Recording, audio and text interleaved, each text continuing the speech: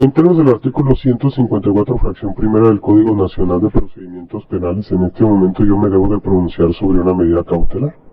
Esto precisamente porque el artículo 19 constitucional establece un régimen de excepción para que usted enfrente el proceso en libertad.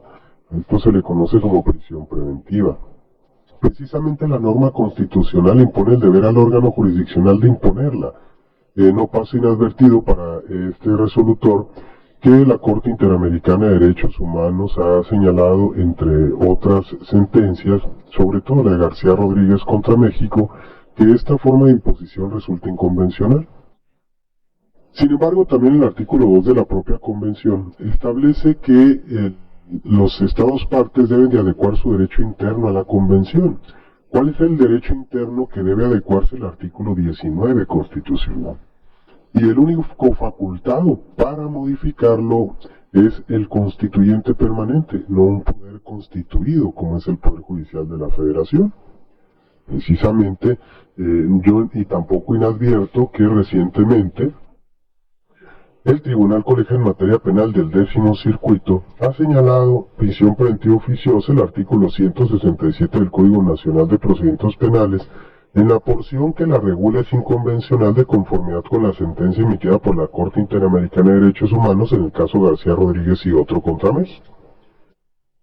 Sin embargo, esta jurisprudencia ahorita voy a explicar por qué no la aplico al caso concreto.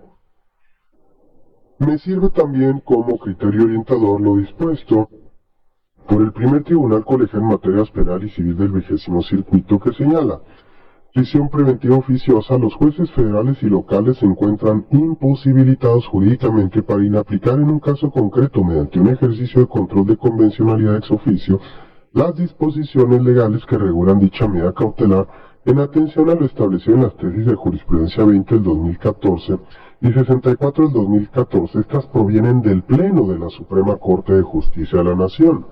En cuanto a la jurisprudencia, debe prevalecer la jurisprudencia del Pleno, porque es el alto tribunal.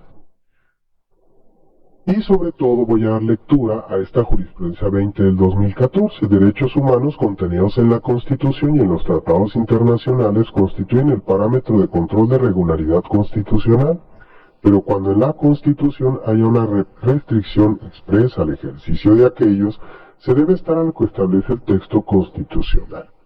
Se fija, el propio Pleno del Máximo Tribunal de la Nación dice que debo estar a la restricción constitucional, pero con relación a las sentencias de la Corte Interamericana, también el propio Pleno del Máximo Tribunal se ha pronunciado. Dijo: sentencias de la Corte Interamericana de Derechos Humanos, directrices para establecer y concretar las obligaciones que debe cumplir el Poder Judicial de la Federación, tratándose de restricciones constitucionales.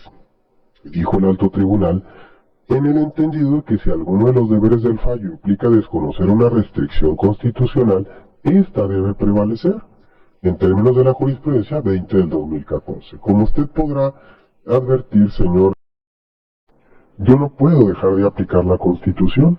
Esa es una obligación que tiene el órgano jurisdiccional a través de esta tesis de jurisprudencia de Pleno, independientemente que existan otras que tengan un criterio divergente, es decir, distinto, puesto que yo debo estar a la jurisprudencia del Pleno del Máximo Tribunal de la Nación.